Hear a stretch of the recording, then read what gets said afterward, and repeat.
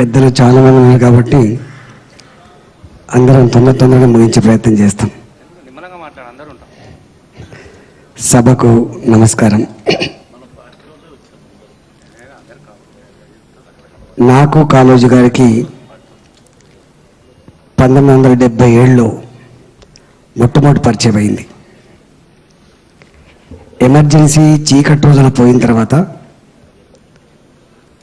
ఎమర్జెన్సీలో జరిగిన ఆకృత్యాలకు వ్యతిరేకంగా ట్యాంక్ బండ్ పాలిటెక్నిక్ కాడ నుంచి ఒక ఊరేగింపు తీసి ఎస్పీ హాల్ సారస్వత పరిషత్ హాల్లో మీటింగ్ పెట్టుకొని ఆ మీటింగ్లో కాళోజీ నారాయణరావు గారిని ఆనాటి ఆకృత్యాలకు పాల్పడినటువంటి ఆ నాయకుడికి వ్యతిరేకంగా ఎన్నికలు జరిగినప్పుడు ఆ ఎన్నికల్లో కాళోజీ నారాయణరావు గారిని నిలబెట్టడం జరిగింది.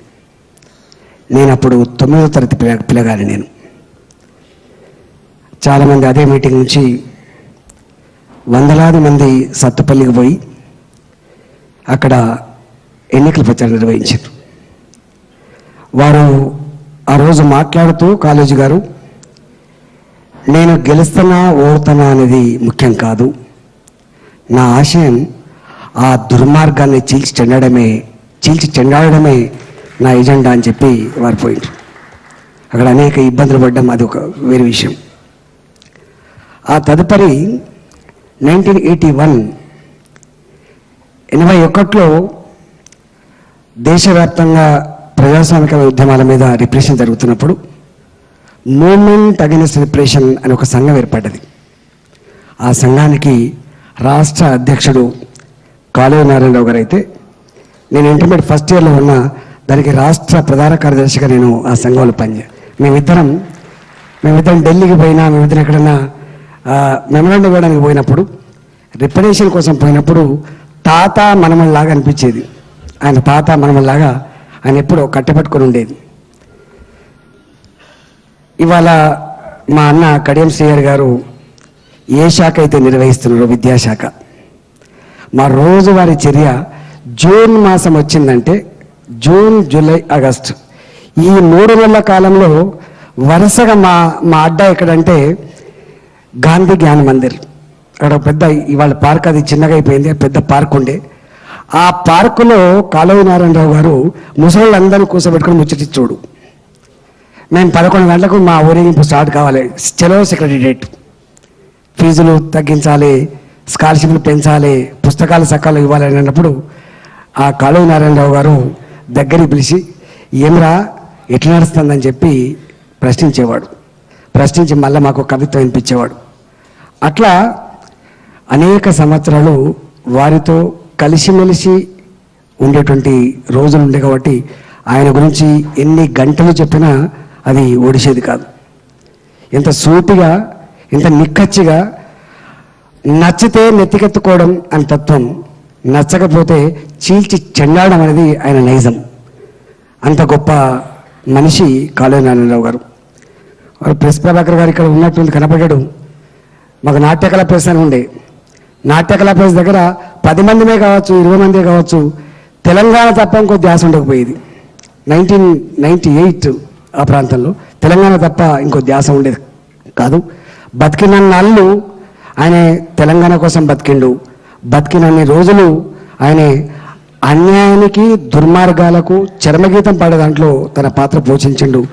ఇవాళ వారి 100వ జయంతి ఉత్సవాల సందర్భంగా మా గోరెటి వెంకన్నకు ఇవాళ ఏదైతే మనం పురస్కారం ఇవ్వబోతున్నామో, అక్షరాల అది సముచితమైన నిర్ణయంగా నేను భావిస్తా ఉన్నాను.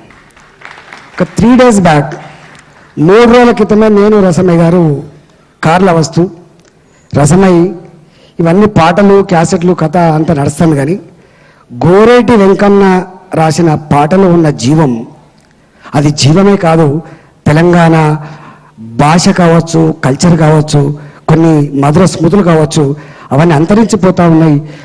ఆ గోరేటి వెంకన్న గారి పాటలు ఏవైతున్నాయో ఆ పాటలన్నీ కూడా ఒక క్యాసెట్గా చేసుకొని రాబోయే తరాలకు ఇచ్చుకుందాం. ఈనాటి ఈ పోరగాళ్లకు ఈ కల్చర్ తెలియకపోయా, ఈ దుఃఖం తెలియకపోయా, ఈ బాధ తెలియకపోయా, అన్నిటికీ మిక్కిలి ఏదైనా అన్యాయం జరిగితే ప్రశ్నించే తత్వం కూడా లేకపోయే రసమై, కానీ దీన్ని మనం మిగిలిస్తే రాబోయే తరాలు మళ్ళీ వీటి చదువుకుంటారు, దాన్ని వింటారు, దాన్ని చైతన్యం పొందుతారు రసమై అని చెప్పి 3 days బ్యాక్ కరీంనగర్లో ఒక క్యాసెట్ ఓపెన్ చేసినప్పుడు అనుకున్నాం. అంటే గోరేటి వెంకన్న గురించి ఇవాళ మా దేశపాల్ శ్రీనివాస్ గారు చెప్పింది టైం లేక కొద్దిగానే చెప్పిండు. అంటే ఒక్క మాటలో చెప్పాలంటే, అంటే ఇంత లోతుల్లోకి పోయి ప్రజల్ని కదిలించగలిగే, ప్రజల్ని కన్నీటి పెట్టగించగలిగేటువంటి ఏకైక పాట గోరేటి వెంకన్న పాట మాత్రమే. అది భూమి మనుషులు ఉన్నంత కాలం, ఇవాళ ఈ మనుషులు ఉన్నంత కాలం కూడా సజీవంగా ఉండగలిగే పాట, సజీవంగా పాడుకునే పాట గోరేటి వెంకన్న పాట మాత్రమే. ఇవాళ గోరేటి వెంకన్న ఒక వ్యక్తిగా ఉండొచ్చుగాక, కానీ గోరేటి వెంకన్న సృష్టించినటువంటి ఆ కవిత్వం, ఆ పాటలు యావత్ తెలంగాణ జాతిని మరొకసారి మేమెవరమో గుర్తు చేసింది, మా కర్తవ్యమేందో బోధించింది, ఆ కార్యాన్ముఖం చేసింది. తెలంగాణ ఉద్యమంలో గొప్పగా ముందడుగు వేయడంలో, తెలంగాణ రాష్ట్రాన్ని సాధించడంలో గోరేటి వెంకన్న గారి పాట ఇవాళ దాన్ని వర్ణించరాందిగా మేము భావిస్తా ఉన్నాం.